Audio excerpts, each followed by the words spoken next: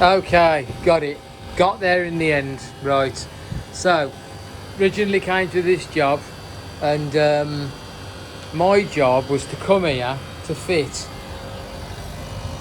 new pressure relief valve and changeover, right. Strangely, so someone had been here and they wanted to change it, but they couldn't because they couldn't work out from the looks of it, I would say, how to open how to use the stem on a changeover, a three-way changeover valve for PRVs, and they'd snap the stem off. Absolute idiots, but hey, come on. You'd think like they must have just thought, stiff this, isn't it? They were obviously going the wrong way and put a big spanner on it, snapped it off. These had lifted, right? That was the reason they'd gone there. They said they were all faulty, right? So they'd come down here, put some gas in it, or whatever, right? This is an outside operator. Come down here. So then I got sent down to change the PRVs because apparently they were faulty, right? So I came down here, I took some gas out of this receiver and changed the pressure relief valves, and I had to change the changeover valve as well, right, because they'd broken it, right? So put that in, that was fine. Then I'll leave and I'll say something like, I can't remember now, but I think I might have said something like, this lot needs a work over, or someone needs to come back and have a look at it. Luckily they did, because I've come here today, done a little light job outside or what have you. I'm sitting here and I'm thinking, why is this lot running at this today when I'm standing here? Why is it running at 20 bar at some points? Then sometimes they load the suction if you put it running at like 1 bar. How is it running at 1 bar? That's not supposed to run at 1 bar. So then, and also these fans here, the fans are running what seems to be full belt, but that was at 20 bar, and I was going, that must be blocked. I'll have to clean that later. Anyway, then I'm standing here looking at some stuff, and I thought, let's have a look at the fan speed controller inside here. This has been attached to it, and it said fan control, and I was like, well, is this an override? Right? Is this a fan override? Actually, that's a fan override. But then again, saying that, I got it off there. You know what I mean? I don't know. People just take things off and put them back on, don't they? You know what I mean? I'm pretty sure that. But yeah, that was there, because I'd have known, because I'd have known that was a fan override otherwise. But no, this was on here, right? So I'll take it off. I take this off. I have a look inside, and the inside there should be like a little capillary with high pressure pipe going down to the high pressure side of the system.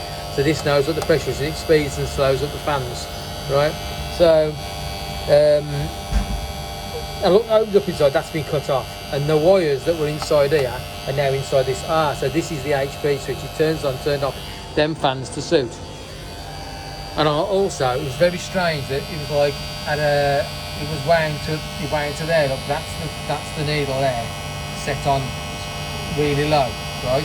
Like to make the fans come on at the lowest pressure they can. But it should be set to something like about 15 bar, right? Where that black mark is there, right?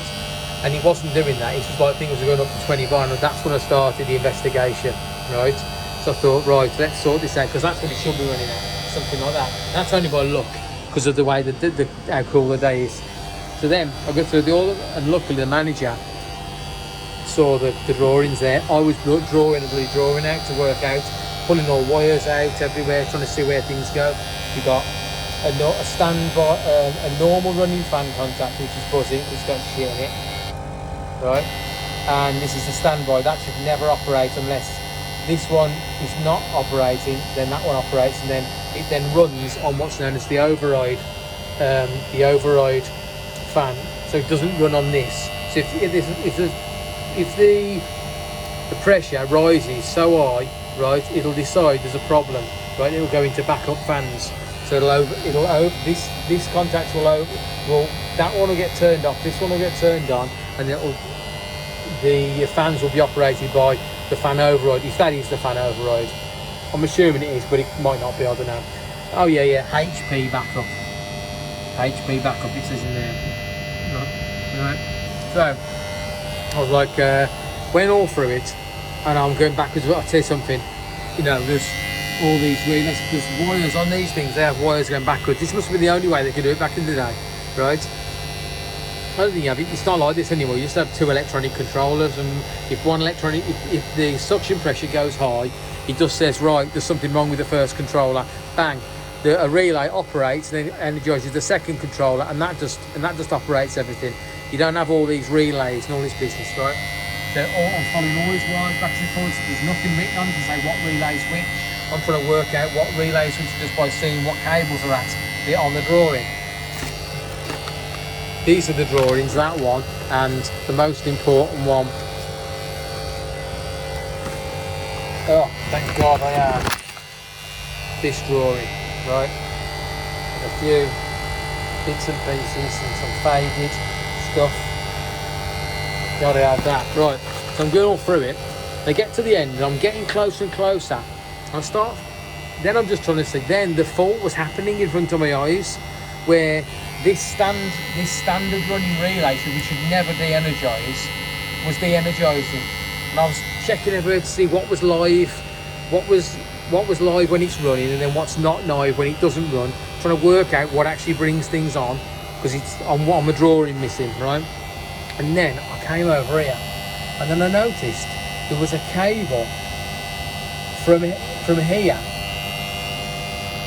there, A1, that energises the relay. The only cable in there was this, and it was going from here, right? And it was going over to here, there, right? See that one there? One. It says normally closed on the top of that contactor. I never thought much of it. I went, oh, that's the reason. Okay, I got it.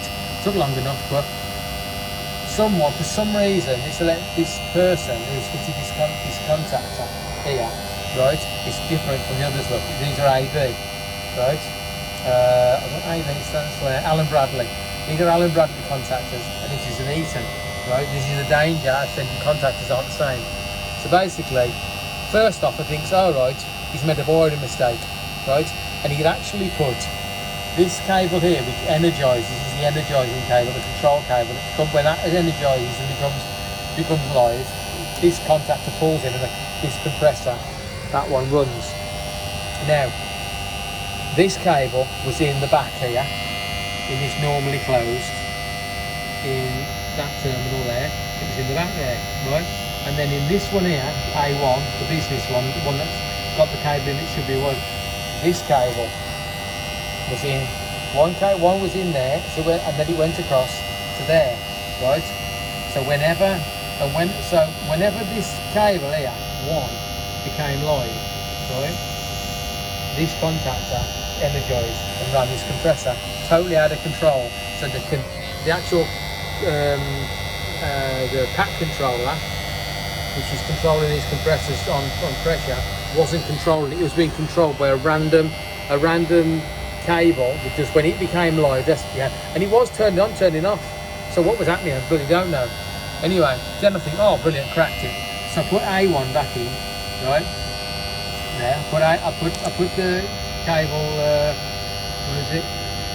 121, right? Or whatever it is. I put that one back into A1, I think, oh, I cracked it. Checked everything, made sure everything was right. I don't want to turn it on and blow stuff up and things blow up, so I got something wrong. And then A2, which has got these cables here, that's the return. So this is the neutral, the negative. Well, it's not.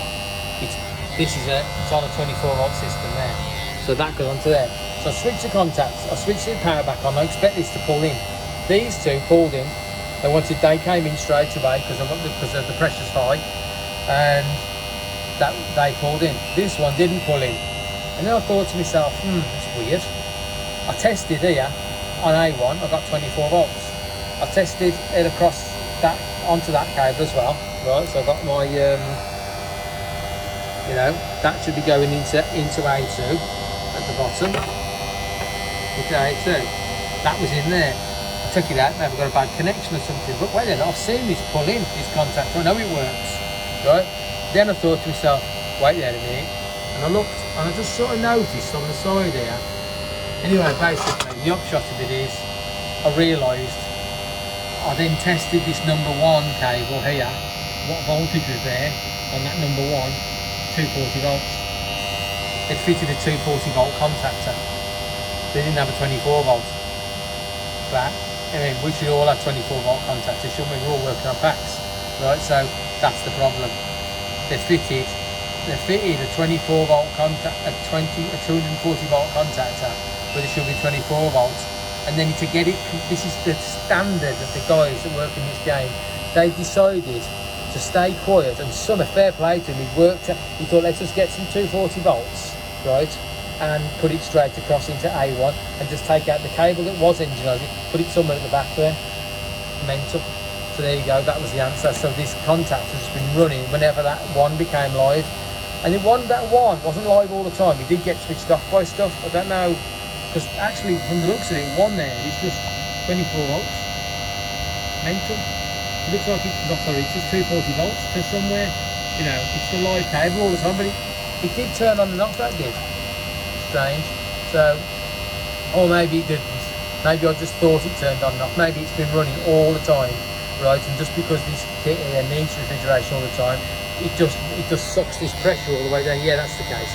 It sucks it all the way down. And then what happens then when this sees when the low pressure got so low, one of these came in and stopped something. You know what I mean? That's just not a very good explanation, because that couldn't be stopped. That would just run and run and run. I mean, but it would go into backup. You know what I mean? So that's the end of that.